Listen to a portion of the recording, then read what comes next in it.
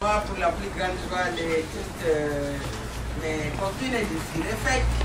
Forum FIREFEC, c'est quoi? FIREFEC, c'est Forum interrégional des femmes congolaises. Elles ont beaucoup d'audace, les FIREFEC, elles vous ont invité pour venir échanger aujourd'hui sur la question des élections en Afrique. Excusez de l'ambition, mais c'est quand même très important que vous se penche un peu sur la façon dont les choses se passent là-bas. Donc nous vous avons invité pour qu'on puisse échanger avec vous entre Congolais et Sénégalais et pourquoi pas à notre République. Et c'est facile de voir nos amis belges ici, sans doute d'autres amis qui viennent d'ailleurs parce que les sujets vous rappellent quand même que les échanges qu'on va avoir là-dessus, c'est de partager avec d'autres. Alors notre programme, vous avez vu, on a commencé à la Fringette, après commencé en Afrique, mais ce n'est pas toujours comme ça que nous travaillons, mais ça fait du bien de temps en temps aussi de venir un peu à l'aise, d'entrer à l'aise sans qu'on se formalise. Nous avons choisi le sujet de parler des élections. Pourquoi? Parce que c'est un sujet très important pour nous. Encore ce matin, nous avons été à une conférence qui est organisée par l'ERAC. C'est le temps pour définir l'ERAC. C'est une ONG européenne qui s'occupe en tout cas beaucoup d'accompagner la population de l'Afrique centrale à la démarche vers la démocratie. Et je vous assure qu'en attendant cette conférence, nous nous sommes dit que le FIREFEC est dans les bons. Le FIREFEC est dans les bons parce qu'il s'est dit qu'il faut qu'avec détermination, les femmes disent que si on doit arriver à la démocratie, c'est à la base qu'il faut commencer. La démocratie qui va nous tomber du ciel, nous n'y croyons pas. Mais la démocratie que nous allons construire, nous y croyons très fort et nous savons qu'avec vous, accompagnés et soutenus par vous et par d'autres, nous pourrons y arriver. Le travail sera très long, le travail est très difficile, mais nous savons que nous pouvons y arriver. Alors si nous avons choisi les sujets aujourd'hui et faire un regard croisé sur les élections en Afrique, parce que je crois que ce ne sera pas la première fois qu'on va aborder la question, c'est parce que le Sénégal, dont le patron de cette maison est ressortissant, je le remercie d'ailleurs, il est là, il va intervenir aussi, en tout cas il nous soutient beaucoup, voilà, il nous donne la possibilité de pouvoir nous raconter chez lui. Il vient de vivre une expérience d'élection aussi. Et tout le monde a dit que c'était une expérience positive là-bas. Nous au Congo aussi, nous venons de vivre une expérience d'élection. Et tout le monde dit, qu'est-ce qui s'est encore passé au Congo? Alors nous pensons qu'en Afrique, l'échange d'expériences, le partage des idées peut nous aider à mieux construire, à mieux renforcer ce cheminement vers la démocratie. Le chemin, comme je viens de le dire, sera très long, mais en échangeant des idées et en partageant les expériences les uns des autres, je pense que nous pouvons y arriver. Alors voilà. C'est cet exercice, c'est cet exercice qu'on va se livrer ce soir. Nous avons invité des gens, des personnes qui nous sont chères, dont nous pensons qu'effectivement, ils savent, lorsque nous parlons démocratie, élection, ils savent de quoi ils parlent.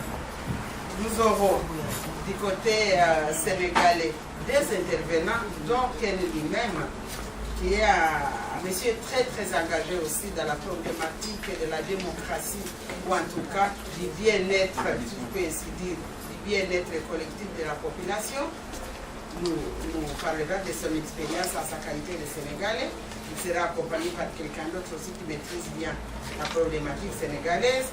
En ce qui concerne le Congo, je voudrais bien que notre cher Albert Malekera puisse venir à côté de moi pour que je le présente. Et d'ailleurs, nos deux Sénégalais aussi, dès qu'ils viennent déjà me donner de la force, et tout ça, parce que je commence à me sentir Albert, que je vais présenter très rapidement. Et lui est un analyste, c'est quelqu'un qui observe, qui analyse, qui essaye se faire une idée, cette idée-là, peut-être va-t-il le partager avec nous. Alors, je suis en train de me demander si je commence par parler du Sénégal ou du Congo, mais peut-être, dans ma tête à moi, la cohérence demanderait qu'on puisse parler du Congo d'abord, puisqu'on a vu ce petit film, le projet sur les élections au Congo, et qu'après l'expérience du Sénégal, qui, nous le savons, en tout cas, est bien plus positive que l'expérience que nous avons vécue au Congo, sera en fait une autre lecture de comment on peut vivre les élections en Afrique. Alors, Albert, je ne vais pas le présenter comment je vais dire, très largement, parce que c'est un monsieur, vous le voyez. Hein? Ça se voit. Alors, c'est un monsieur qui a une formation, qui a un grade de master en économie et management. Excusez un peu. Alors, il fait une recherche en économie aussi, sur la compétitivité des politiques monétaires en Afrique. Excusez encore du peu. Tout ça, ça doit nous aider quand même à réfléchir sur pourquoi nous voulons la démocratie. Et il travaille comme cadre financier en entreprise, membre du Congrès. Il est membre du Congrès de l'Union africaine d'économistes d'Afrique et de la diaspora. Puis, il est membre du groupe consultatif pour l'élaboration du plan national du développement de la Côte d'Ivoire. Voilà, il va donc au-delà du Congo. C'est pour ça qu'en fait, c'est l'Afrique qui nous intéresse, bien que le Congo est un peu focal de réflexion, en tout cas aujourd'hui. J'aurais voulu que mon ami Ken, qui est le patron de cette maison, vous le savez. Pour ceux qui ne le savent pas, voilà, M. Ken Ndiaye, que j'ai vraiment le plaisir et l'honneur de connaître depuis plusieurs années, dans la mesure où il est fortement engagé comme dans la société civile. Et il est polyvalent. Non seulement il est engagé dans la société civile pour lutter pour le meilleur de l'Afrique, ici et là-bas, mais, excusez du peu encore une fois, c'est un artiste de haut niveau. Il danse, il fait beaucoup d'autres choses, mais savez-vous qu'il a été danseur chez déjà, excusez du peu. Merci beaucoup, Claire, qui, vous l'avez constaté, extrêmement aimable, extrêmement gentille. Pour ma part, bien sûr, je suis toujours et depuis longtemps intéressé par l'action citoyenne, on va appeler ça comme ça, puisque c'est de ça qu'il s'agit, alors qu'elle se déroule ici, ou bien sûr là-bas. Les destins que nous avons ici sont liés à ceux que nous avons laissés de l'autre côté. Nous sommes pour la plupart d'entre nous, en tout cas, on va dire immigrés récents, extrêmement attachés à nos pays dits d'origine. Voilà, je n'échappe pas à la règle, je ne fais pas exception. Je continue à avoir beaucoup de centres d'intérêt, j'ai beaucoup de relations familiales, amicales avec le Sénégal, d'où je suis originaire. Donc, ce qui se passe au Sénégal me concerne énormément. Mais aussi, d'ailleurs, en tant que citoyen d'ici, mais du monde en général, il est bien clair que les relations entre l'Afrique, l'Europe, même en général, le monde entier d'ailleurs, sont quelque chose de très important pour nos évolutions respectives les uns et les autres. Il me semble absolument utile d'en être au moins un observateur attentif. C'est à ce titre que je me suis par exemple déplacé au Sénégal au moment des élections. Ces élections passées qui ont été un caractère assez important pour les Sénégalais. Ils devaient réaffirmer un peu la consolidation d'un processus démocratique, la capacité des Sénégalais à obtenir l'alternance politique par le vote. C'était une occasion pour vraiment marquer, disent-ils en général, et asseoir définitivement cela, la capacité d'accéder à une alternance politique sans violence. avec des bulletins de vote. Donc c'est à ce titre que je me suis déplacé, j'ai assisté à très grande partie des préparatifs du premier tour des élections. Voilà. Mais en réalité, j'ai surtout tenu à ce que ce soit Émile Turpin qui vienne en parler, qui s'est, à mon avis, de manière, en tout cas pour ce qui concerne le Sénégal, engagé avec toute une équipe, dont l'un est en train de jouer au technicien là d'ailleurs, Alpha. Ils se sont engagés depuis très longtemps pour préparer ces élections ici, dans les contextes dits diasporiques, qui ont joué un rôle extrêmement important dans ce qui s'est passé. À la fois par un engagement de tous les jours, mais parce qu'ils ont pris conscience de leur force. Alors, objectivement, les statistiques disent qu'il y a à peu près un peu plus de 200 000 Sénégalais de l'extérieur qui ont pu voter. Ce qui, compte tenu du nombre approximatif de 6 millions d'électeurs au Sénégal, peut paraître quantité négligeable. Mais en réalité, on sait très bien le poids, l'influence que ces migrants exercent sur les familles restées au pays.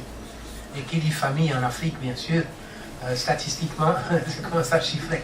En général, chacun de nous a une influence extrêmement importante, extrêmement large sur un nombre important de personnes qu'il soutient, avec lesquelles il est en relation de parenté, voire d'amitié. Voilà, donc Émile Turpin, beaucoup d'autres, se sont assignés la tâche de politiquement faire en sorte que les élections se déroulent au mieux, sans violence, sans tricherie, pour l'avènement de ce qu'ils ont appelé régulièrement une véritable démocratie.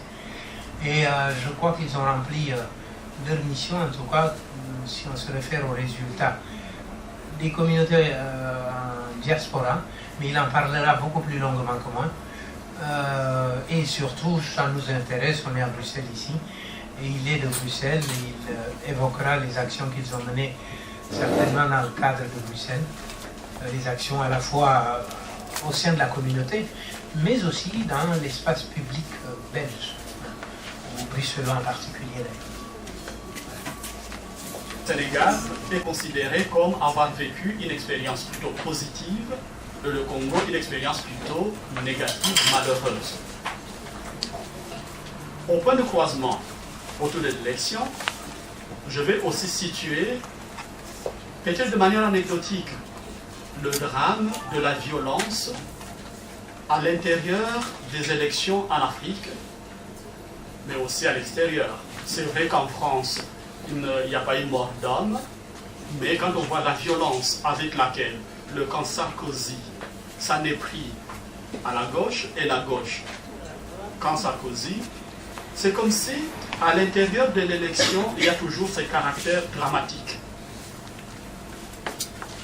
Il y a des enjeux, et ces enjeux peuvent nous mener vraiment à de la violence verbale, et le cas dont nous parlons ici, le cas du Congo, de la violence notoirement exprimée et physique, et il y a eu mort d'homme. Mais au Sénégal, il y a eu mort d'homme aussi. Au Sénégal, il y a eu plusieurs morts qui, autour de la problématique de savoir si Abdoulaye Wade pouvait être candidat. Mais quand on pratique du droit, on sait bien que l'intelligence du texte juridique demande de recourir aux travaux préparatoires de la loi, dans ce cas-ci même une loi fondamentale, pour comprendre l'esprit du législateur. Et dans le cas du Sénégal, les travaux préparatifs étaient marqués par cette promesse publique d'Abdoulaye Wade de ne pas postuler lui-même à ce troisième mandat. Cela pose alors un problème de moralité de cette candidature qui intervient en troisième lieu. Et la moralité est d'autant plus importante dans ce cas-ci que notre ami Abdoulaye Wade a un certain âge. Je crois que pour le moment il a quoi, 85 ans 87 ans. Au Sénégal, nous disons 87 plus TVA. Et là-dedans, il y avait la problématique de savoir pourquoi il voulait briguer un nouveau mandat, et on sait très bien, par ses conseillers, que ce mandat qu'il voulait avoir, c'était pour son fils Karim. Le super ministre, avec combien? Il a au moins 6 portefeuilles. Le fils avait 6 portefeuilles dans le gouvernement. Mais on pouvait se faire sans le père et le fils. Pour récupérer de l'argent. L'enjeu à ce niveau-là, c'est cette mafia qui est dans la politique congolaise. Beaucoup de gens ne s'engagent pas pour répondre aux attentes de la population, mais on s'engage pour gagner de l'argent. Il y avait des enjeux de politique globale, consolidation des acquis des élections de 2006. Cela, on l'entend souvent, les gens disent oui, il fallait qu'il y ait ces élections parce qu'en 2006, c'était financé par je ne sais qui, et maintenant, il faut que les Congolais même s'en occupent, et ça permettra petit à petit à la longue de parvenir à une démocratie à la sénégalaise, ou du moins à une démocratie reconnue de manière internationale. La quatrième rangée des forces en place, donc des attentes, est constituée de toutes les préoccupations que la population portait. Disons, ces attentes peuvent être appelées négativement le cri, soit du désespoir ou le cri de l'espérance. Les images qu'on nous a montrées ont sorti cet exemple, cette honte universelle, la violence, et bon, il y a ce journaliste qui fait son commentaire. Il est excessif dans la mesure où c'est teinté de propagande, mais il met le doigt sur la question de la violence physique, mais ici le viol.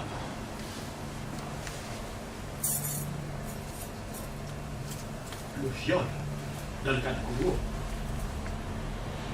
la population est chaque jour révulsée d'entendre parler des viols qui sont organisés et qui sont commis systématiquement sur tout le territoire national, l'Est étant la zone de non-droit où tout le monde fait ce qu'il veut sans aucune inquiétude. Au contraire, à l'Est, quand on connaît les camps d'Anganda, si on commet des crimes, alors on est protégé. Protégé non seulement à l'intérieur du Congo, mais on pourrait aussi aller au Rwanda et bénéficier d'une résidence.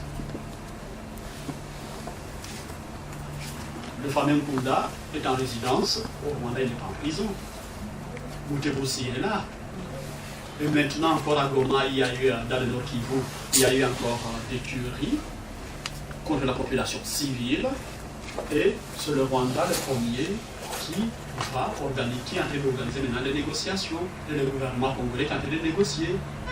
Plus vous tuez à l'Est, plus vous serez protégé. Et par le Congolais et par le Rwandais.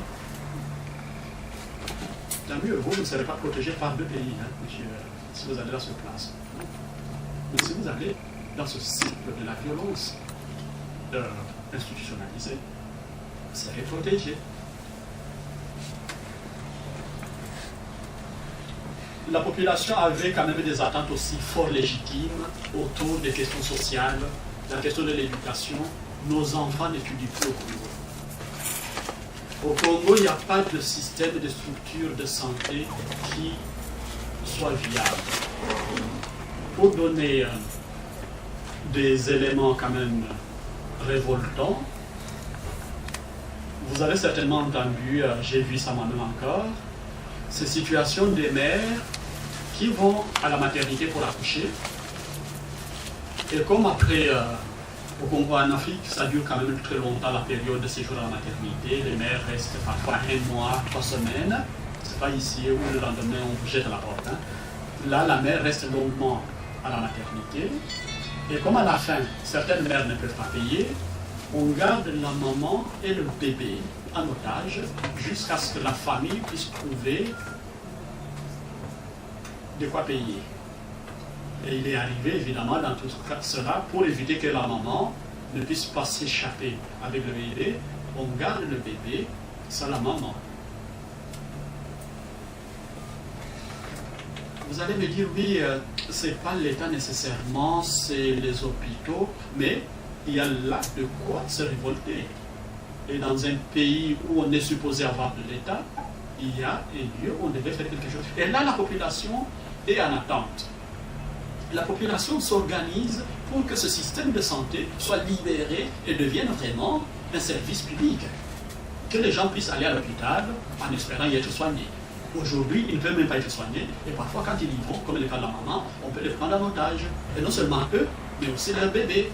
Et le bébé qui naît en otage.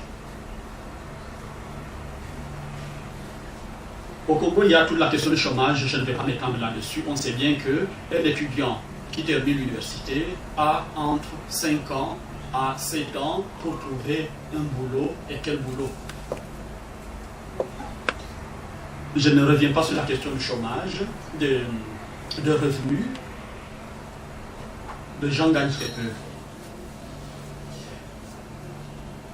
Au niveau des attentes de la population, la question de la jouissance des libertés fondamentales a été très importante dans l'orientation des choix, mais aussi dans l'animation de tous les processus des élections.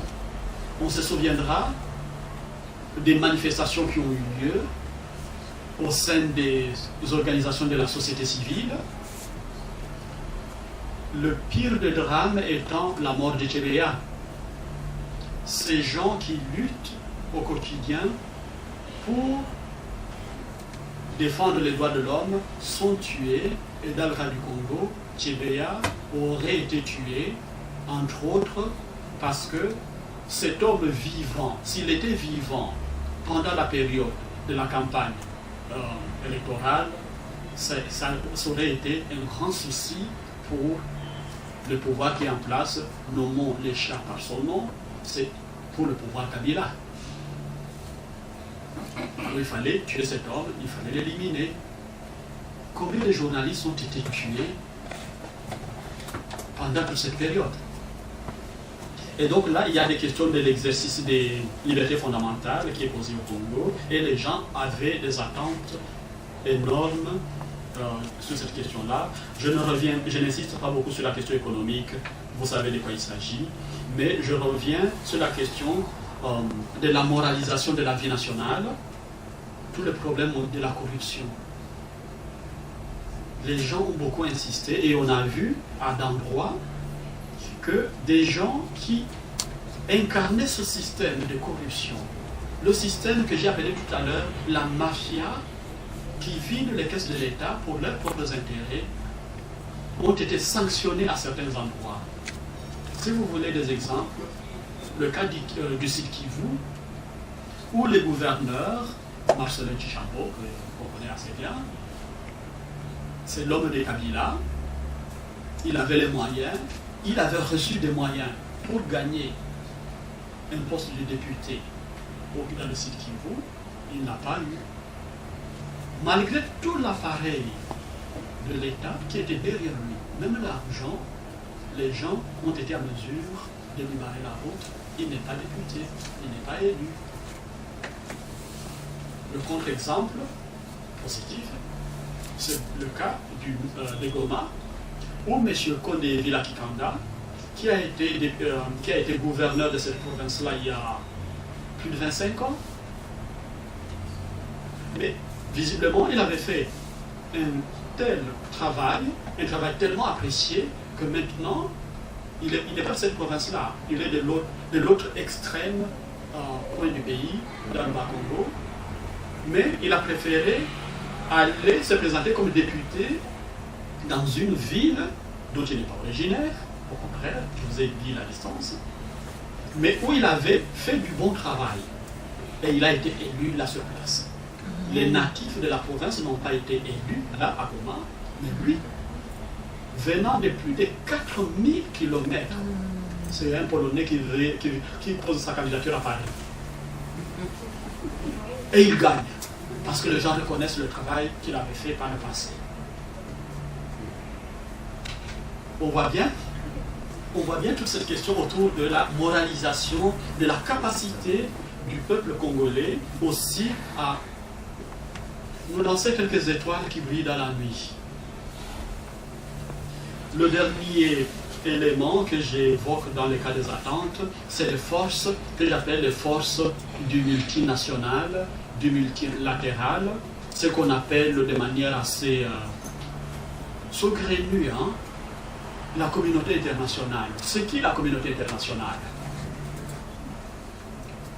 Disons, les quelques puissances dominantes. Ils avaient des attentes. Et je disais dernièrement que ces forces dominantes n'ont pas soutenu l'opposition congolaise parce qu'elles avaient peur de perdre les garanties que Kabila leur donnait. Et on disait, attention, vous dites que votre Tshisekedi a gagné, mais attention, Tshisekedi n'est pas Ouattara.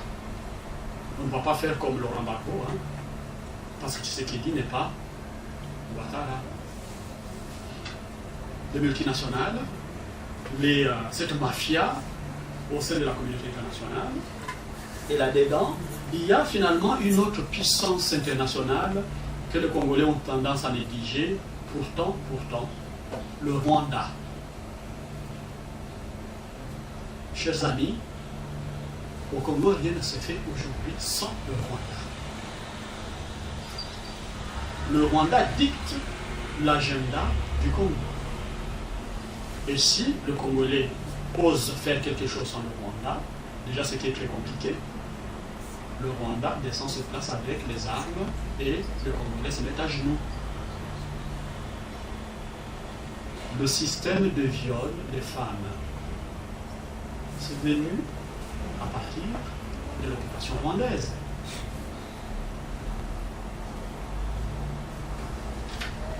Je crois qu'on peut s'étendre sur les attentes, sur les forces qui ont influencé de toutes les manières possibles les processus électoraux du Congo. Je vais en rester là, mais vous comprenez bien que on pourrait en parler très longuement et on a beaucoup de choses à dire. J'en arrive donc à la question de l'organisation des élections, en évoquant généralement trois aspects. Le préparatif des élections. En premier lieu, on sait bien ce que ça a été. Les retards à tous les niveaux, en commençant par la question de solder l'ancienne CEI de l'abbé Malou Malou, la question de la loi qui pouvait permettre de solder la CEI et créer la CENI, et finalement cette loi est arrivée à presque un an, parce qu'elle est du 28 juillet 2010 pour des élections qui devaient avoir lieu en novembre 2011. Ils n'ont eu qu'un an pour préparer leurs élections. Et quand la loi était passée, ils se sont disputés sur la question de la constitution des membres de la CENI. Sur cette question-là, je rappelle, ou du moins personnellement, j'ai toujours considéré que la constitution de la CENI était marquée par un péché originel. Et aussi longtemps qu'on n'a pas corrigé le péché originel, on est mal parti. Le Congo ne s'en sortira pas. Le péché originel étant la politisation de la CENI. La loi qui régit la CENI aujourd'hui, et je crois qu'elle est même que c'est un des articles de la Constitution, on dit que la CENI est composée de 7 membres, 4 qui viennent du pouvoir et 3 qui viennent de l'opposition. Autrement dit, on demande aux politiciens d'organiser leurs propres élections. Et quand il y a un bonhomme qui est désigné par son parti, il répond, ou du moins il organise les choses pour qu'elles correspondent à ce que veut son parti. Pourtant, la question d'organiser les élections n'est pas une question politique, c'est une question pour moi purement technique. On doit être en mesure de dire, nous avons autant d'électeurs, les identifier, c'est une question purement technique. On aura besoin d'autant d'urnes, on aura besoin d'autant de bulletins, et voilà, on met tout en place pour que les élections se passent. Et quand les élections sont terminées, on compte les voix. Il y a, je sais pas, il y a 10, il y a 5 qui ont voté pour M. Machin, il y a 2 qui ont voté pour M. Blabla, et voilà, les résultats sont là. Vous, les politiciens ou les juristes, faites la suite. On ne peut pas politiser la commission électorale, et dans ce cas-ci, elle est politisée, et les amis, on ne s'en sortira jamais. La première chose à faire dans le cas du Congo, c'est de sortir cet aspect-là et peut-être confier la CENI à ce qu'on appelle au Congo la société civile. Et donc, des groupes de technocrates, d'experts, de techniciens, pas de politiciens. Dans le préparatif des élections, il y a eu aussi, parmi les épiphénomènes, la question de la modification cavalière de la Constitution. Pour moi, c'est ridicule, c'est honteux. On sait que sur le plan juridique, il n'y a pas de problème. Kabila et le pouvoir avaient le droit et la possibilité. La manière dont ça s'est fait n'est pas illégale, mais c'est cavalier.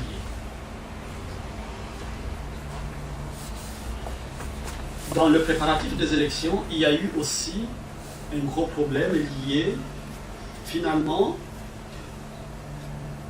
aux votants, aux électeurs, avec une population confrontée à des problèmes de choix, mais aussi au problème de la capacité d'exprimer son choix. Par là, j'évoque les cas de personnes qui se trouvaient à des distances telles qu'ils ne pouvaient pas avoir accès aux informations divulguées, aux propagandes et aux programmes politiques des candidats. Et donc les gens pouvaient voter mais ne savaient pas pour qui voter et pourquoi voter pour lui. À côté de cela, il y a la question de l'alphabétisation de la population. Dans des villages, il y a des gens qui ne savent pas lire et écrire. Et ces gens, quand ils votent, ou bien ils demandent à quelqu'un d'autre de voter pour eux, et eux-mêmes à la fin ne savent pas si le vote tel qu'il entre dans l'urne correspond à leur volonté. Du côté des acteurs politiques, le pouvoir en place, qui finalement est apparu comme le pouvoir organisateur des élections, avait organisé sa propre tricherie. En face de lui, il y avait l'opposition. L'opposition se retrouvait, aussi de manière assez légitime, à revendiquer chacun ses ambitions, ce qui est aussi légitime. Tshisekedi avait le droit d'être candidat et unique candidat de l'opposition. Kengo avait le même droit, Kamere avait le même droit. Donc, la question de l'opposition qui se divise n'est pas un problème juridique en lui-même, mais c'est plutôt un problème de stratégie qui a été posé dans le cas du Congo. Au Sénégal, on a eu le même problème. L'opposition est allée aussi de manière divergente et même à la limite aussi conflictuelle que l'opposition congolaise, avec des bémols que mes amis devront donner. Sinon, si j'oublie, vous me demandez s'ils oublient, moi je donne le bémol. Le Sénégal n'est pas le Congo. Ce n'est pas le même niveau de bassesse sur cette question-là. J'en arrive à la question de savoir comment les élections se sont déroulées. Le deuxième point, on a vu les images, on a vu comment ils ont dépouillé tout cela. C'était le chaos total. Et du chaos, rien ne pouvait sortir des bons.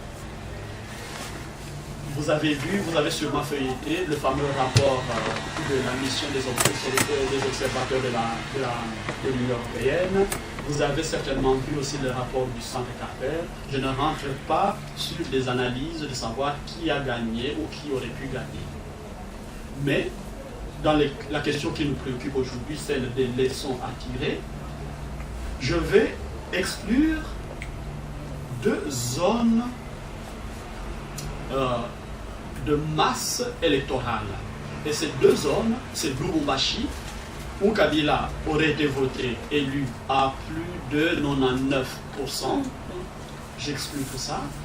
J'exclus aussi Bodjimaï, cette partie-là du Kasaï, où Tshisekedi a été aussi élu à plus de 97%. En sachant bien que dans ces deux villes-là, les deux candidats, Kabila à Lubumbashi, Tshisekedi dans le Kasaï, ont tous bénéficié des bourrages d'urnes.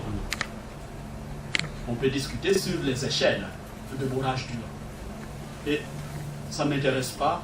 Moi, je ne suis pas politicien.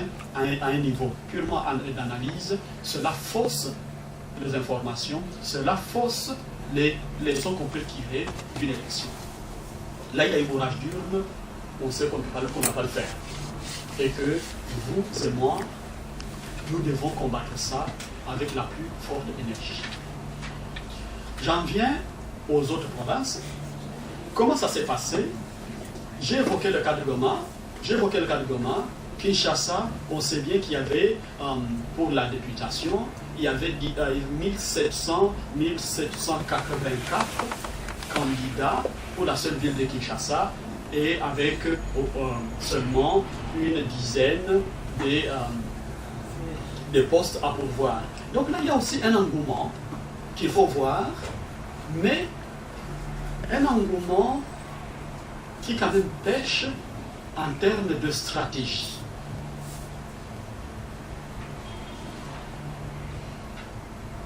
Après les dépouillements et les élections qui sont passées, on a maintenant cette période, la pré-élection, où les institutions sont en train de fonctionner à leur manière.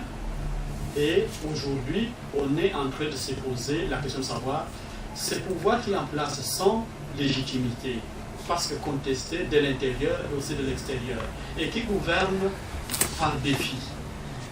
Comment va-t-il mener le cursus des 5 années qui viennent?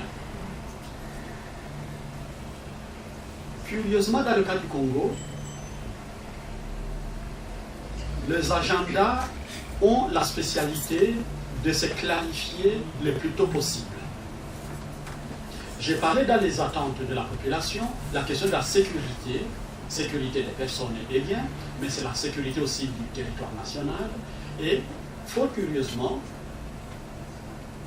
le Parlement, le gouvernement est dans son premier mois de fonctionnement, et du coup, il y a encore une sorte de prétendue guerre qui éclate encore à l'est du Congo, et le Rwanda qui vient là avec des gros sabots en disant je m'occupe de ça, vous ne savez pas le faire, je m'occupe de vous. La question de la légitimité du pouvoir fait problème, et aujourd'hui, on rentre dans le schéma du 2006. On est averti, on sait bien que rien ne se fera les prochaines 5 années sans le Rwanda. Il faudra suivre. Sans ceux qui soutiennent le Rwanda, parce que je vois que personne n'ose brocher, personne n'ose dire mot maintenant que le Kivu, surtout le Nord Kivu, est encore à feu. À l'heure où nous parlons, les gens sont en train de mourir, il y a des combats qui sont en train de se dérouler dans le Nord Kivu, et les médias n'en parlent même pas. Là-dedans, sur cette période, je vais évoquer la question des médias.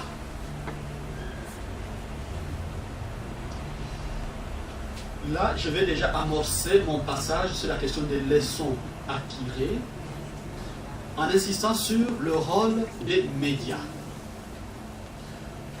Vous avez peut-être entendu parler de cet économiste indien, prix Nobel, mais qui s'intéresse fortement aussi à la question des sociétés. Je parle de Amartya Sen.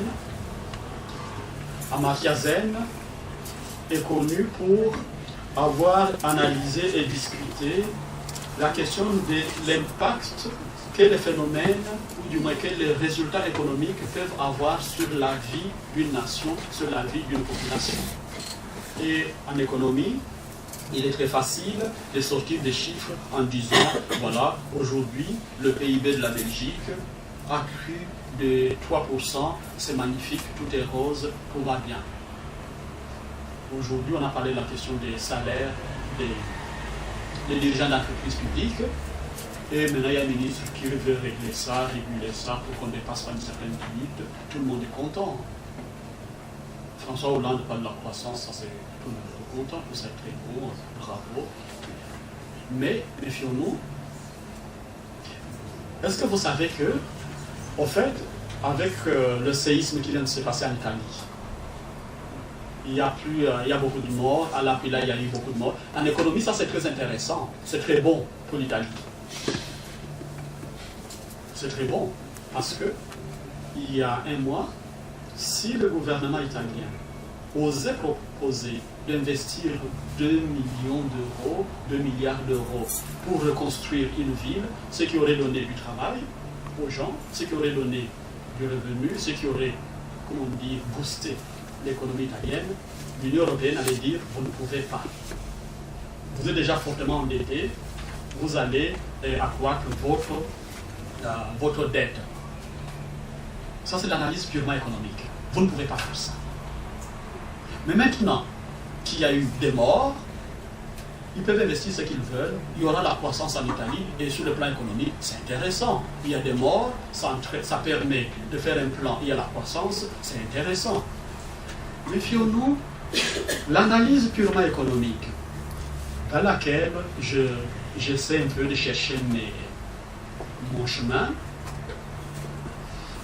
il faut s'en méfier. Et Amartya Sen nous prévient en disant, quand nous discutons de la question de l'économie, est-ce que nous sommes en train de toucher cette question de l'humain qui est là derrière? Mais qui est croissance? Mais où est l'homme là-dedans? Où est-ce que nous avons, et la question qu'il pose, c'est est-ce que l'économie, aujourd'hui, nous permet de créer des capacités, il appelle ça les capabilities, en anglais, en français, on dira les capacités. En français, on ne dit pas ça, capacité, mais ça se traduit mieux en disant les capacités. Fait. En travaillant, est-ce que vous êtes en train de créer des capacités pour les femmes? Créer les capacités, ça ne sert à rien pour moi, et pour Amartya Sen surtout. Ça ne sert à rien de donner des moyens aux femmes. Pourquoi? Parce qu'Amartya Sen est celui qui nous dit, mais d'accord, les moyens, distribution des revenus, vous donnez, vous prenez 5 femmes, 10 000, 50 millions dans le cas du Congo, vous donnez à chacune des femmes 1 000 euros. Ah, c'est intéressant ça, ça c'est chouette. Mais méfions-nous. Est-ce que vous vous êtes demandé si la femme qui a reçu 1 000 euros ne dépense pas 1 200 pour se payer des soins de santé parce qu'elle est malade de ceci, parce qu'elle a été violée, qu'elle doit suivre des soins de ceci et de cela? Ça fait que, sur le plan économique, vous avez donné 1 000 euros, c'est intéressant. Mais, il y a le problème des capacités. Celle qui a reçu 1 000 euros a des problèmes de capacités. Avec ces 1 000 euros, elle ne pourra rien faire parce que tout va partir dans les soins de santé et elle va rester aussi pauvre que par le passé. Et peut-être que vous avez donné 1 000 euros à une qui n'a aucun besoin, qui n'a besoin que de 200. Et donc, on peut pousser notre analyse à aller rencontrer ces spécificités pour pouvoir créer, pour pouvoir répondre à des questions de capacités. Et là-dedans, quand ce problème-là commence à se poser, on a besoin des médias. On sort du cadre de l'analyse purement statistique, comme on le ferait en économie, pour trouver ces questions de spécificité locale qui ne peuvent être connues que par une large diffusion de l'information. Et cette large diffusion de l'information est ce qui revient aux médias, au gouvernement. Cela est en train de me houspiller que je dois aller plus vite. Voilà. Et donc, la communication, la diffusion de l'information est tellement importante pour Amartya Sen, mais aussi pour pouvoir orienter notre champ d'action, notre champ d'analyse en politique.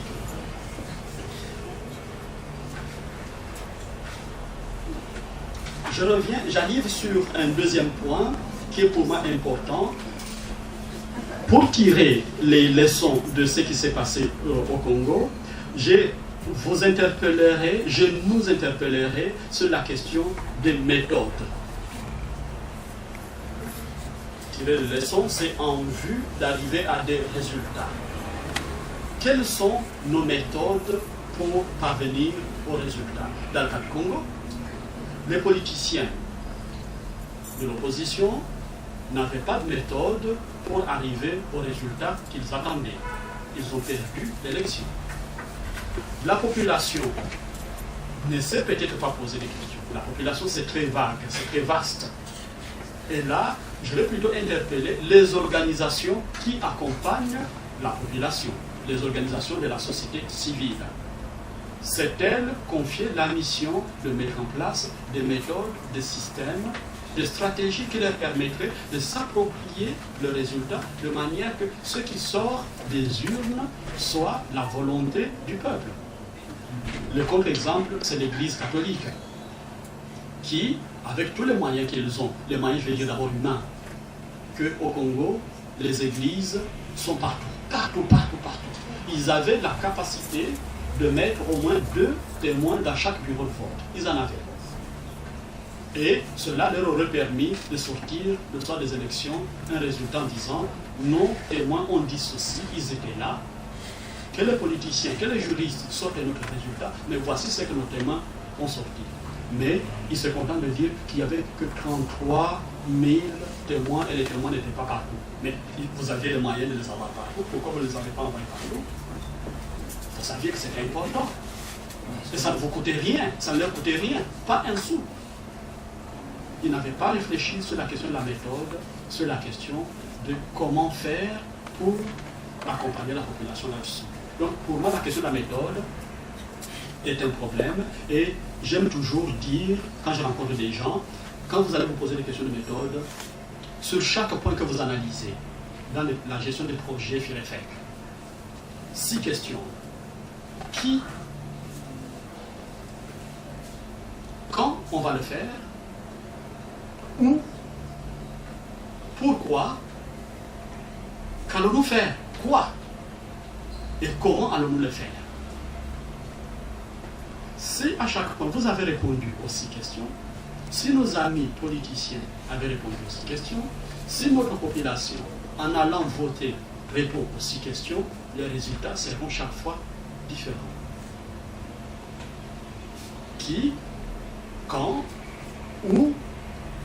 Pourquoi? Quand? Et comment? Et alors, à partir de là, on peut définir des stratégies.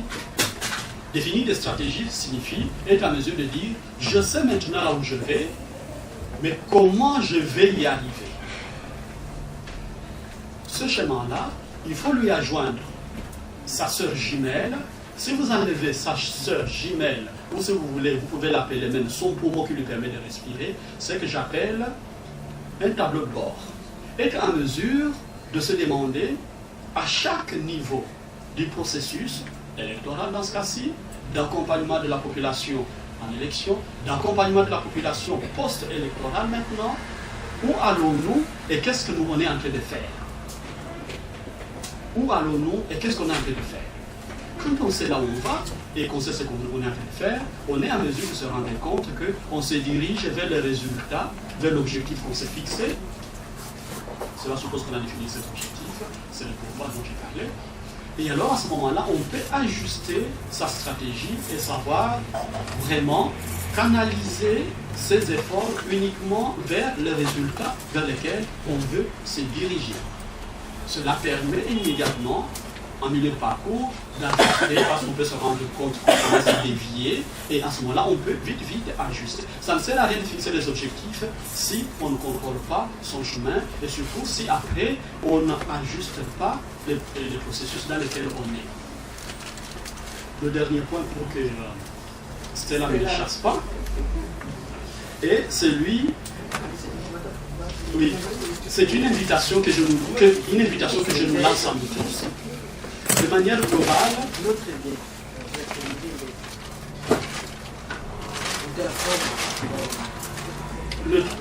la troisième thématique qui doit canaliser les leçons que nous pouvons tirer de ces élections, c'est ce que moi j'appelle la notion de la vigilance. Souvenez-vous de cette phrase de Tony Blair qui disait « Ils ont voté pour nous, maintenant nous avons le pouvoir, nous devons faire ce que nous voulons. »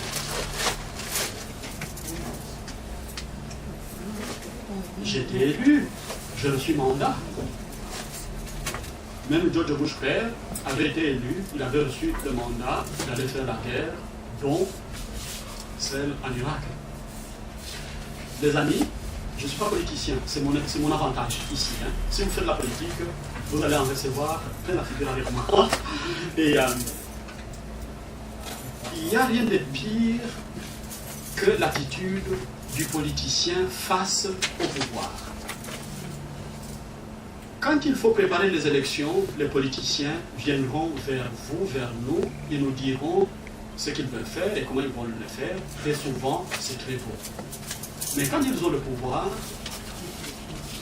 ils peuvent en faire ce qu'ils veulent.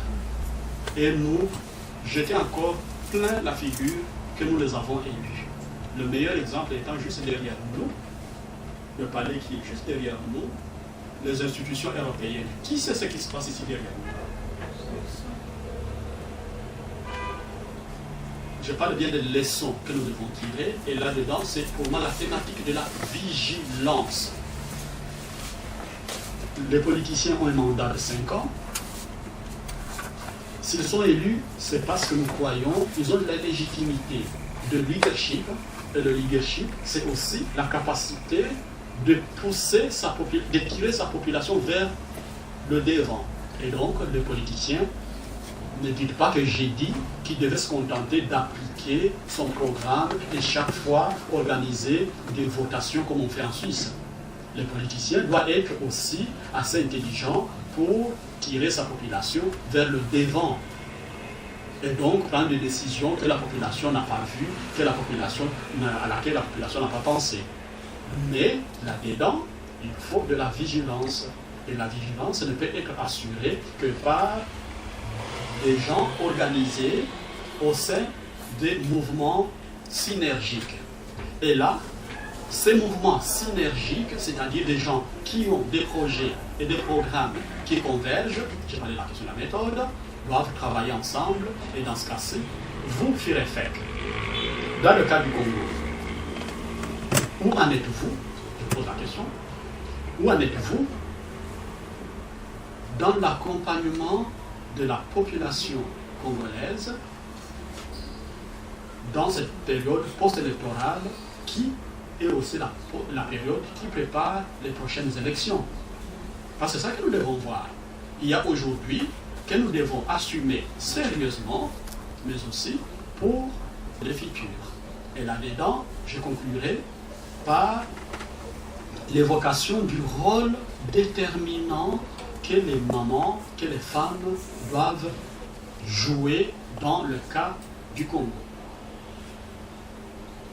Avec les guerres qui ont fait les 5 millions de morts dont on a parlé, on oublie souvent de rappeler aux gens que dans les provinces de l'Est, étant donné que les hommes, je vais dire les sujets masculins, fuyaient ou étaient massacrés parce que considérés comme contestataires du régime, ils ont abandonné les poids, et ce sont les mères, ce sont les femmes qui ont géré la vie des familles pendant les 5 années de la guerre.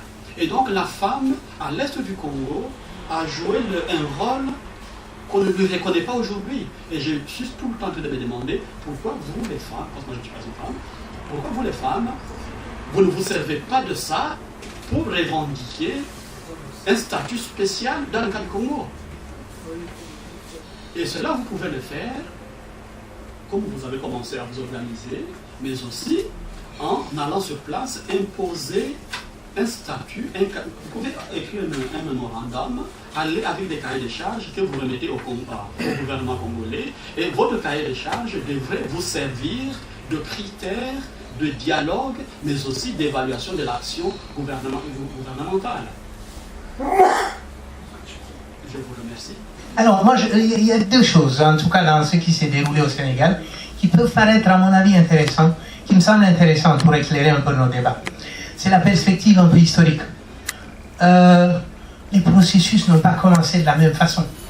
Je ne vais pas revenir sur les types de colonisation qui ont été différents.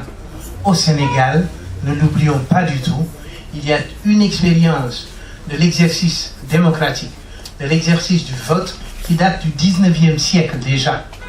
Donc, des Sénégalais, des citoyens sénégalais avaient déjà le droit d'élire des représentants à l'Assemblée nationale française. C'est ainsi qu'on a eu parmi les députés les plus célèbres le fameux Blaise Diagne, qui a levé tous ces contingents de tirailleurs sénégalais pour la Seconde Guerre mondiale. Tout le monde, c'est le rôle absolument important qu'il a joué pour la Seconde Guerre mondiale quand on parle des tirailleurs sénégalais.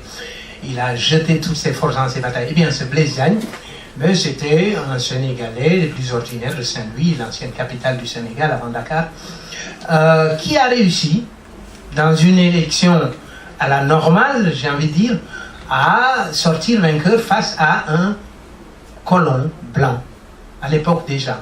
Donc ce n'est pas du tout, je crois qu'il est important de redire ça, ce n'est pas des processus récents qui sont à l'œuvre ici.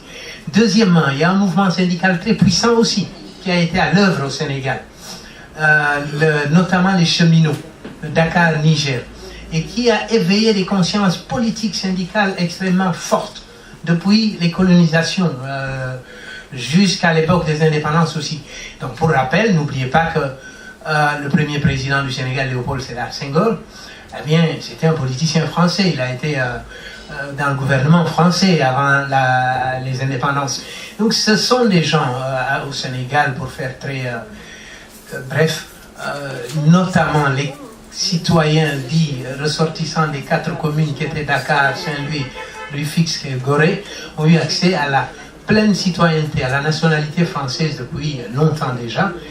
Puis ensuite, tous les Sénégalais, d'ailleurs, suite au fameux référendum de Gaulle en 1958, ont eu accès à cette nationalité. Donc, ça fait une expérience des processus démocratiques que nous avons hérité de nos colonisateurs, finalement, beaucoup plus ancienne qu'au Congo.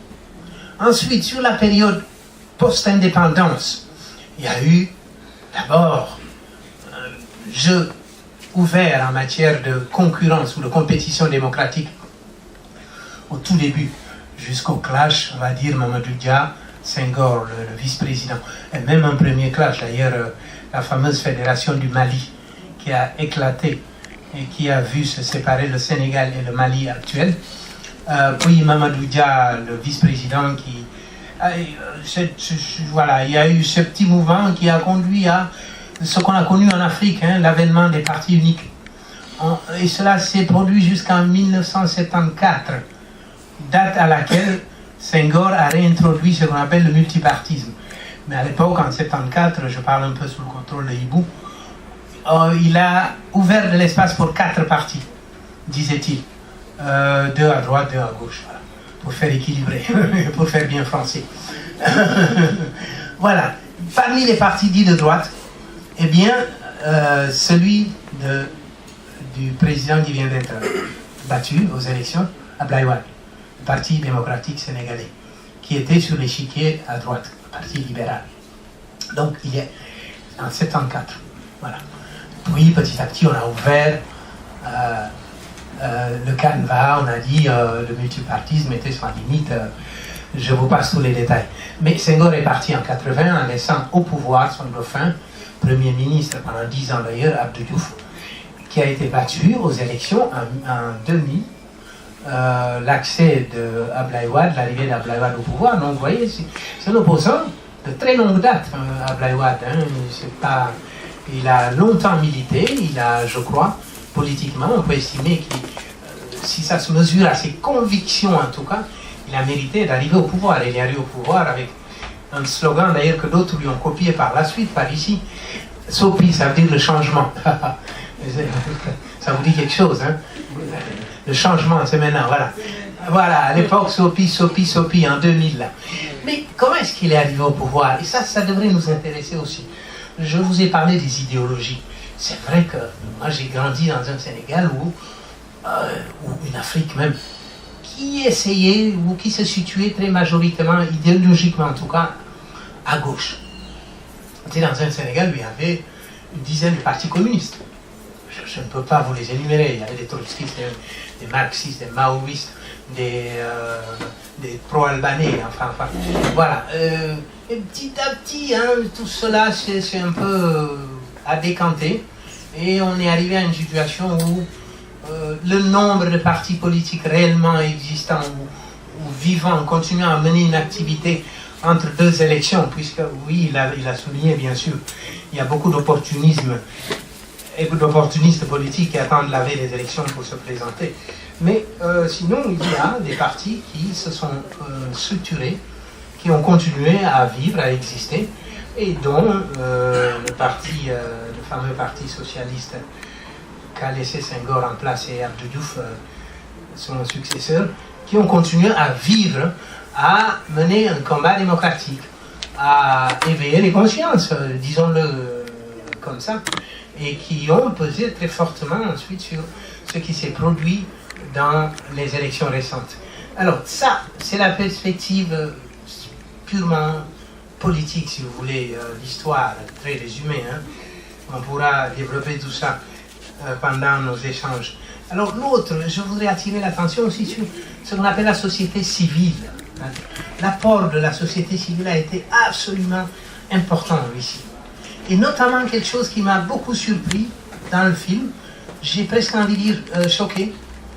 Je n'ai pas compris qu'on puisse en prendre aux musiciens, aux artistes, au motif qu'ils seraient inféodés au régime. Au Sénégal, oui, il y a des chanteurs qui publiquement ont dit on est avec le président. D'autres ont dit on est contre lui. L'actuel ministre de la Culture, Youssou N'Dour, a fait de la politique. Il s'est engagé. Quand j'étais au Sénégal, c'est incroyable ça. Et ben voilà. Et s'il avait perdu les élections, que serait-il devenu? Non, il ne serait pas pendable. Il aurait repris ses activités probablement. Mais ça n'est pas du tout. Il n'y a pas de raison qu'une catégorie socio-professionnelle soit adulée, soit méprisée. Oui, bien sûr que les artistes sont des humains comme tous. Ils ont des affinités, ils peuvent être avec le pouvoir ou contre le pouvoir, évidemment. Mais le reste doit, à mon avis en tout cas, rester un combat d'idées. Un combat d'idées, d'abord. Il me semble que mettre tout le poids d'une situation, et Dieu seul sait que tous les jours, évidemment, nous en souffrons beaucoup en Afrique. Ce sera un peu mon dernier mot avant de passer la parole à Émile. Je dis toujours ici, depuis que je suis en Belgique, ça fait déjà quelques années, Marie-Claire l'a rappelé beaucoup, il n'y a que les Congolais qui ne savent pas le poids du Congo en Afrique. C'est incroyable. Y compris sur ce point de vue-là, la musique. Quand j'arrive et que je chante des chantons congolaises que moi j'ai appris dans mon village, là, à 400 km au fin fond du Sénégal, là, mais je connaissais tout le répertoire de Rochereau, de Franco, mais c'est incroyable. On nous racontait, c'est des anecdotes, mais qui ont du sens. C'est la musique dans ce pays, nulle part au monde. D'ailleurs, ils élisent leur président sur un podium. Celui qui gagne, c'est le président. Non mais attendez, ce n'était pas du tout pour dire qu'il était folklorique, que du contraire. N'oubliez pas la communauté sénégalaise très importante qui a vécu au Congo. Avant les indépendances d'abord, puis après les indépendances. Nos plus grands milliardaires, Ndouga Kébé pour témoignage là, ben oui, ils se sont aussi enrichis au Congo. C'est à la fois un mythe, le Congo, mais c'est aussi du vécu pour beaucoup d'Africains. Donc le destin du Congo ne laisse aucun, en tout cas, autour de nous, ne nous laisse pas indifférents. Alors on est perplexe parfois. On se dit, mais qu'est-ce qui se passe? Et je crois aussi, ça c'est notre deuxième petit point de divergence, le rôle des pays alentours. Au Sénégal, on a actuellement, mes amis ont des analyses sur cette question-là qui divergent parfois de la mienne, Mais il y a une intégration africaine nécessaire là. On a beau être le Sénégal, mais on est embêté par quel pays? La Gambie. La Gambie, 10 000 km². Petite langue là, un petit bout de langue à l'intérieur du Sénégal. La Guinée-Bissau, c'est 30 000 km². C'est la Belgique. Pays minable, enfin par ses dimensions, je veux dire. Et c'est incroyable, parce qu'il y a du trafic de drogue, parce qu'il y a du trafic d'armes. Et tout ça, on parle du Sénégal apaisé. Attention, beaucoup de bémols. On a au sud du Sénégal un des plus vieux conflits sur le continent africain. Depuis 80. Les gens meurent en Casamance depuis 80. Au Sénégal, oui, la démocratie, c'est bien sûr. Mais y compris dans ce contexte-là, attention. Les gens votent. Moi, je viens de cette région-là. Parfois, ils sont même pareils. Ils sont allés aux élections. Dans ma famille, une division en deux. Bon, ma demi-sœur représentait le parti du président. Elle a reçu beaucoup d'argent. Elle a perdu les élections. Mon demi-frère représente Macky Sall, qui, entre parenthèses, et pour nous, bruxellois d'ailleurs, a tenu ici une de ses premières, dans cette même salle, un de ses premiers meetings politiques à l'étranger. Oui, absolument. Donc, eh bien, c'est mon demi-frère qui le représentait au village, eh bien, il a gagné. Mais c'est dans la famille. Et je crois que, voilà, il y a comme ça si on veut tirer des leçons, parfois, j'ai eu peur. J'étais sur place au Sénégal, effectivement, pendant les élections. Il y a une mort, il nous l'a rappelé. Il y a une mort une semaine avant les élections. Et un soir, j'ai essayé de sortir dans Dakar, je croyais que la ville s'embrasait. Les jeunes allumaient des feux, ils étaient pourchassés par la police qui tirait. Oui, exactement. Et donc on a eu cette situation absolument, on se dit, mais est-ce que ça va basculer, ça ne va pas basculer? Les jeunes ont beaucoup porté cette histoire. Quand on parle de la société civile, il y a bien sûr les ONG, les mouvements de défense des droits de l'homme, mais les musiciens, ce qu'on appelle le M23, c'est beaucoup les jeunes de ces nouveaux courants musicaux. Il y en a marre. Merci beaucoup. Il y en a marre. Avec c'est le slogan, il y en a marre. De ces nouveaux courants musicaux là, les musiques urbaines. Ils ont porté ce mouvement en se disant, on n'est pas dans un positionnement politique, mais on souhaite des élections claires, transparentes. On souhaite aussi qu'il y ait l'alternance, le changement. Beaucoup de Sénégalais, vous le diront, ils ont voté pour qu'il y ait une alternance. Pas nécessairement, comme on dit péjorativement maintenant d'ailleurs en France là aussi, par adhésion pour le nouveau président, pas nécessairement. Et d'ailleurs, pour rappel, il est jusqu'en 2009, il était encore très proche du président sortant. Il a été son premier ministre, son président de l'Assemblée nationale. Si on doit tirer des leçons aussi, par rapport à l'expérience sénégalaise en elle-même, ça c'est un point d'interrogation, par exemple, sur lequel on pourrait débattre. Mais voilà, l'opération s'est faite, et je crois que la perspective historique peut nous aider à la comprendre. Deuxièmement aussi, ces formes d'engagement tout à fait nouvelles, que sont celles de la société civile, là, où la politique, justement, n'est plus confinée entre les seules mains des professionnels de la politique. Mais ça, c'est important. Je crois que le futur doit être... L'engagement est parti. Déjà, on s'est préparé bien avant, parce que je crois que tout le monde était au courant qu'il y a un moment où le président Wade a voulu, en tout cas, faire accorder par le biais de l'Assemblée nationale le ticket président, qui allait à 25%, le président pouvait être élu sans deuxième tour. Et donc au-delà, je crois que les Sénégalais se sont rendus compte que ce n'est plus la personne qui défendait et qui doit défendre les intérêts du peuple qui est maintenant en face de nous, on a un ennemi, et cet ennemi, il faut le combattre à tout prix. Et donc là, la population sénégalaise commence à se mobiliser, parce que, il faut le dire clairement, nous, Senghor, c'est la France il est arrivé au pouvoir, c'est pas le peuple sénégalais qui a élu Senghor, il est arrivé au pouvoir, certainement il a organisé des élections qu'il a gagnées, parce qu'à ce moment-là,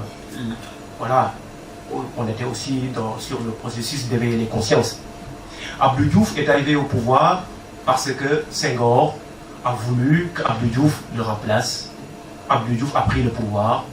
Il a organisé ses élections aussi, qui a continué à gagner jusqu'en 2000, et Abdoulaye est arrivé au pouvoir. Le peuple sénégalais, les élections, en tout cas des 2000, c'est là où le peuple sénégalais s'est dit, enfin, on prend notre destin en main. On a élu un président qui est Wade, qui, à la longue, en tout cas, nous a posé beaucoup de problèmes, dont la validation de son mandat, qui, nous, c'est un mandat validé anticonstitutionnel, mais je ne suis absolument pas un juriste, mais ce qui est clair et net, c'est qu'il y a quelque chose qui est très important dans nos sociétés, c'est que chez nous, il y a quand on dit Khalifa, Khalifa, ce n'est pas quelque chose de particulier qu'on peut donner aussi à n'importe qui. C'est un président, c'est un Khalifa, qui est un mot à Wolof. Et la parole du Khalifa a plus de pouvoir que même la constitution ou la justice sénégalaise. Et donc, Abdoulaye Wade qui dit, je vais faire 2 mandats. Le Sénégalais qui, au village, le Sénégalais lambda, mais ce Sénégalais-là, il s'en fout de la justice, d'aller voir des articles et venir nous dire que tel article ou tel article donne Wade accès pour pouvoir se représenter. On s'en fout. Ce qui nous intéresse, c'est la parole. Respecter la parole, et un leader qui ne respecte pas sa parole n'a plus droit de continuer à occuper sa place. Et Wade, c'est ça qu'il a fait, dont le nom, le Wahwaket en Wolof, qui veut dire tout simplement Grand Ken, je crois. C'est moi qui l'avais dit. J'ai dit, je me dédie. Voilà. Et donc, en plein, voilà, il y avait tous ces ministres et ces députés, mais il a dit maintenant je prends les choses sur moi. Voilà. C'est moi qui l'avais dit, j'ai dit, je me dédie. Et donc, dans le mot Wahwaket. Si tu permets, il y en a qui ne connaissent pas toute la séquence. Donc, le président, quand il a effectué la modification constitutionnelle qui a été évoquée en début, là, en 2001, pour dire, dorénavant, je verrouille la Constitution pour qu'un président ne puisse pas effectuer plus de 2 mandats. En 2001, au moment où il fait cette modification constitutionnelle, on lui demande, est-ce que cela va s'appliquer à lui? À ce moment, il dit oui. Et il le dit publiquement, y compris dans une télévision, on en a eu des images. Donc au moment où il ne veut pas partir et qu'on lui rappelle ça, il a commencé par nier d'abord. Et quand on l'a mis face aux images, à ces interviews de l'époque, il a sorti cette fameuse phrase, je l'ai dit, eh bien je me dédie. Voilà, merci Grand Ken. Donc tout simplement pour dire que à partir de là, ben, nous, les articles de la Constitution, ce que vont dire les juristes, ne nous intéressaient en tout cas plus. Ce qui nous intéresse, c'est que voilà, c'est un homme qu'on a élu, qui n'est plus à sa place, qui a dit et qui s'est dédié. Et donc nous, on va le combattre. Donc notre organisation à Bruxelles, je crois que, en tout cas, les points les plus importants, c'était d'abord l'engagement. L'engagement de tout un chacun, mais se sentir aussi concerné.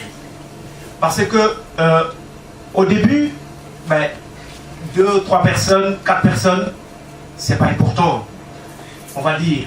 Mais nous, il a, en tout cas, on s'est organisé pour dès le départ se rassurer que même si c'est 2 ou 3 personnes, c'est 2 ou 3 personnes qui sont engagées. Et à partir de cet engagement-là, se sentir en tout cas concerné par la cause et prêt à poursuivre les choses jusqu'au bout avec nous. Et donc je constate que ça s'est passé. Et surtout, le mot concerné, c'est tout simplement pour revenir sur les 200 000 de Sénégalais de la diaspora. Mais Wade, certainement 200 000, ce n'est rien, mais je crois qu'il est aussi très limité parce que 200 000 de Sénégalais, multipliés par 10 personnes par famille au Sénégal, c'est déjà 2 millions de personnes que les 200 000 Sénégalais qui sont ici peuvent en tout cas mobiliser, parler avec eux. Et je crois que chaque Sénégalais qui était ici, il y avait un pont entre Bruxelles et entre la Belgique, je veux dire même, et le Sénégal, d'où tous les membres de notre mouvement passaient beaucoup de temps au téléphone à mobiliser, à sensibiliser, à conscientiser les gens qui sont au pays. Et ça, c'est une des choses qu'on a fait. La vigilance et non la violence. Donc, on a voulu être vigilant, sécuriser les élections jusqu'au bout. Et donc, on s'est réunis à maintes reprises ici à l'Horloge du Sud, où, en tout cas, on s'est concerté et la majorité en tout cas des Sénégalais avaient opté de suivre un chemin républicain, aller aux élections, voter, rester à l'ambassade du Sénégal à Bruxelles, sécuriser les votes jusqu'au dépouillement. Et c'est ça qu'on a fait au premier tour.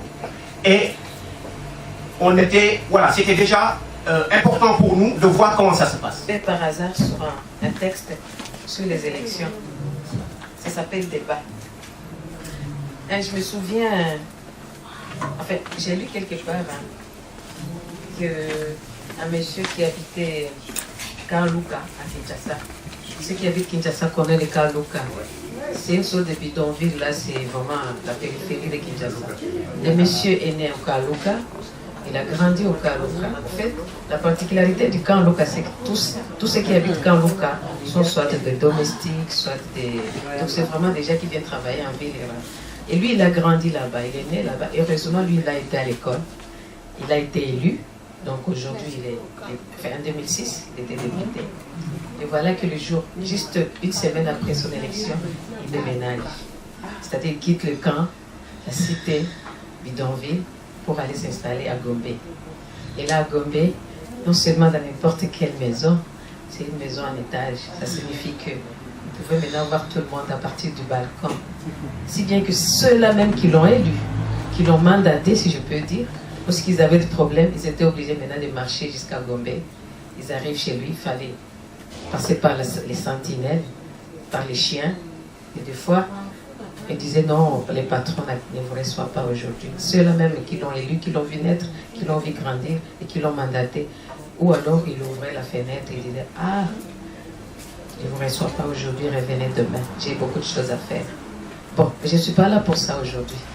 Aujourd'hui, je suis tombée sur un texte, débat, le débat. C'est écrit par un monsieur que vous allez deviner après. Mon mari a écrit ce texte. Oui, c'est bizarre. À chaque fois qu'il y a un événement, il prend son stylo. Alors il a écrit ce texte. Je suis tombée sur ce texte, c'est vrai. Le jour où je l'ai lu, après qu'il ait terminé, avant même de l'éditer, je suis toujours sa première lectrice. J'ai lu ce texte et ça m'a interpellée. Et lorsqu'on était ensemble en train de mettre en place cette journée, j'ai dit aux autres mamans, mais est-ce que vous pouvez me permettre que je vous lise le débat? Je vais le faire. Le débat. Les deux candidats députés étaient originaires de Nzo Kalimba. Joe Palata, qui se réclamait de la majorité présidentielle, avait construit l'unique école primaire du village. Et bien que la toiture des 6 classes ne fût pas encore tollée, la cinquantaine de garnements de Nzo Kalamba n'avaient plus à parcourir chaque matin à l'aller comme au retour les 10 kilomètres qui séparent leur village à la mission protestante de Gola. Pour sa part, l'opposant Ben Lukam ne désespérait pas d'achever bientôt le dispensaire maternité du village dont la première pierre avait été posée une année plus tôt. Si je suis élu, ce ne sera qu'une affaire de quelques semaines. Voilà assez longtemps que des cartons de médicaments traînent inutilement chez moi, confiait-il à ceux qui l'interrogeaient, ce fantaisiste des pouvoirs publics. Tous se souvenaient encore du show que les deux compères étaient venus organiser 5 ans plus tôt, chacun à son tour, à 2 jours d'intervalle. Un flot de discours, un rosaire de promesses, une pluie de fanfreluches et des litres de bière. Tout autant contrarié que ses administrés, le vieux chef Kwebe, qui ne voulait pas être accusé de favoritisme, ni surtout passer pour celui qui entravait le processus démocratique dans son village, convoquant pour le lendemain matin toute la population dans la cour de l'école afin d'écouter ce que les deux challengers avaient à dire. Ce ne fut pas facile de convaincre les hommes de Ben Lukano d'accepter le lieu, celui de rassemblement, et comme le village ne pouvait offrir mieux, ils durent se résigner. Le premier à prendre la parole, ce fut le vieux Kwebe, lui-même. Toujours ingambe, malgré les 80 ans d'âge qu'on lui prêtait. Le chef engoncé dans une sorte de bonnet phrygien, sorti de perles et de coris, le torse bariolé de peaux de civette et de génettes, la main droite agitant sans cesse un bout de pied de léopard transformé en chasse-mouche. Là-bas, dans vos villes, vous pouvez vous permettre de rester des journées entières à ne rien faire d'autre que parler et vous amuser. Ici, nous ne pouvons nous permettre ce luxe. Le travail dans nos champs nous prend tout notre temps. Voilà pourquoi j'ai voulu que, cette fois-ci, vous veniez tous les deux, le même jour, pour qu'on en finisse une fois pour toutes avec vos meetings. Il y a 5 ans, je vous ai posé une question qui demeure sans réponse aujourd'hui. Pourquoi cette rivalité entre vous, deux frères, deux enfants du même village? Ne ressentez-vous pas l'embarras dans lequel vous nous placez, obligés que nous sommes de choisir entre un membre du clan de Civette et un autre du clan de Genette? Pourquoi ne constituez-vous pas une seule équipe, hein? Vous éviteriez ainsi de venir nous construire une école avec des enseignants à qui l'État n'envoie même pas de salaire, et que nous, si diminués de tout, devons suppléer. Je crains que le futur dispensaire ne vienne lui aussi nous accabler des nouveaux sacrifices. Alors, vous dites que vous n'allez pas faire des meetings cette fois-ci. Qu'allez-vous donc nous proposer? Nous avons, dès commun accord, décidé de nous proposer un débat contradictoire, répondit Ben Lukano.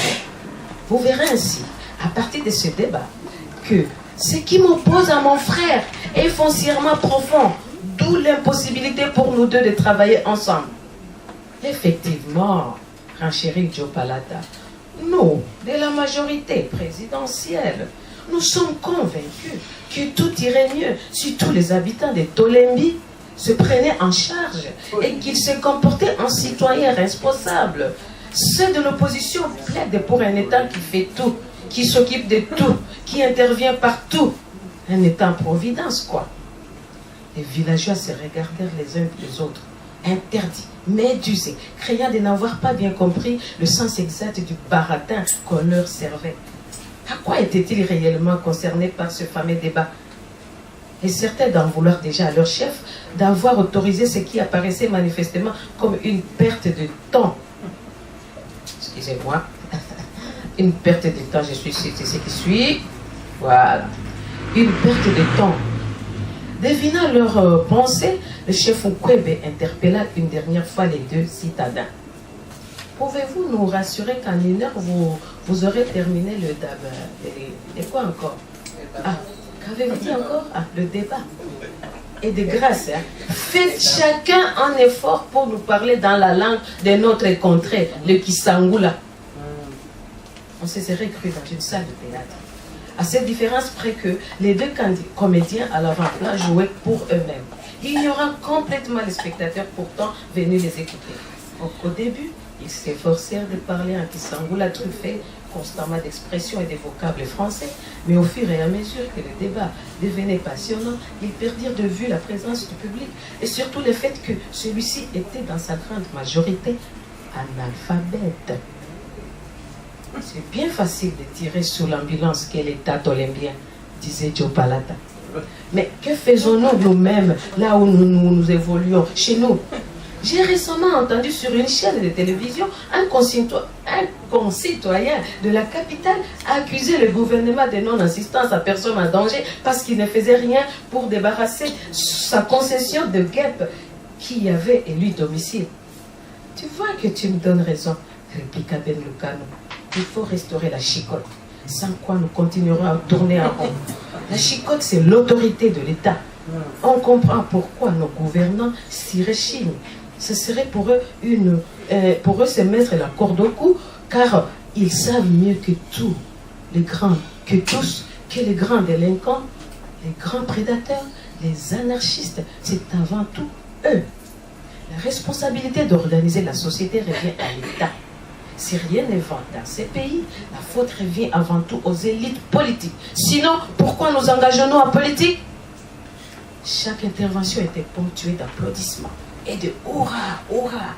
Ceci était hérité par une poignée de villageois postés derrière les candidats préférés et dont l'effigie ornée de t-shirts qu'ils portaient. Ces incantations ne faisaient qu'exacerber les villageois. Certains en profitèrent, et d'ailleurs pour s'éclipser, notamment ceux qui occupaient les dernières rangées. D'autres se gênaient nullement de montrer qu'ils s'ennuyaient à mort. Dans ces cas, affirma Joe Palata, incriminons aussi l'État si nos ménages battent de l'aile, si les maris deviennent volages et les épouses acariates. Incriminons les ministres et les députés si nos pasteurs deviennent véreux et immoraux. Ne te gêne pas d'ajouter autre exemple. Nos sportifs qui ne rapportent plus de trophées. Notre armée nationale qui sait s'illustrer sur des champs autres que militaires, etc. Là, je dois vous arrêter tous les deux, intervint énergiquement le chef Kwebe. Vous m'aviez donné votre parole d'honneur que jamais vous ne critiquiez l'armée nationale. Vous allez calmement regagner votre capitale, tandis que nous restons ici, à la merci des humeurs de soldats de l'armée nationale qui campent non loin de la mission de Gola. Pas plus tard que la semaine passée, ils sont venus nous ravir chèvres, poules et victoires. Je dois mettre fin à votre débat. Que dites-vous encore? Débat. Car vous vous êtes obstinés à parler dans cette langue que mes gens ne comprennent pas bien. La preuve, beaucoup sont déjà partis, furieux d'avoir été privés de leur chant pour des fariboles. Et ceux qui sont encore là, ils sont uniquement par égard à leur chef que je suis. Partez! Rentrez dans votre ville. Merci. En fait, excusez-moi, si je suis tombée amoureuse, si je peux dire, de ce petit texte. Non, c'est pas parce que ça a été écrit peut-être par mon mari, c'est vrai. Mais c'est surtout parce que en fait, ça m'a interpellée, parce que je me suis dit, mais au fait, quand il y a campagne en Afrique, enfin, je prends l'exemple du Congo parce que c'est le pays que je connais, les partis ressortent quand on fait la campagne. Disons, dans la ville, on parle pas facilement des partis politiques. Alors quand vous arrivez dans les milieux ruraux, comme on a dit, on ne voit même pas ça. Je me demande à quoi ça sert les partis politiques dans les villages, dans les milieux ruraux. Donc nous sommes vraiment dans deux mondes différents, le monde rural et le monde urbain. Et ça d'abord, dans tout ce qui est rural, il y a des analphabètes. Et puis, il y a la famille. On vote quelqu'un parce qu'il est membre de telle ou telle famille. On ne vote pas parce qu'il fait partie de tel ou tel autre parti politique. Donc, dans le village, au fait, vous venez parler de politique et Ça leur dit rien, quoi. C'est surtout ça, ces deux mondes-là qui se trouvent dans un même pays, le monde rural et le monde urbain, qu'il ne faut pas quand même négliger. Merci.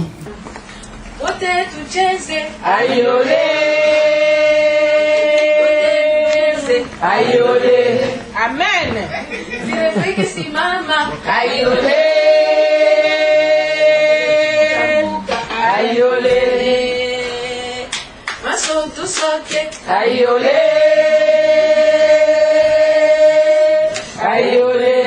C'est simple, hein?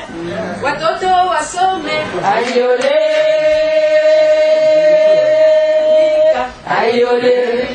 C'est moi ceci, il faut travailler avec les rouleaux, travaillons pour que les enfants aillent à l'école, pour que nos enfants aillent à manger, pour qu'ils chantons, travaillons avec eux.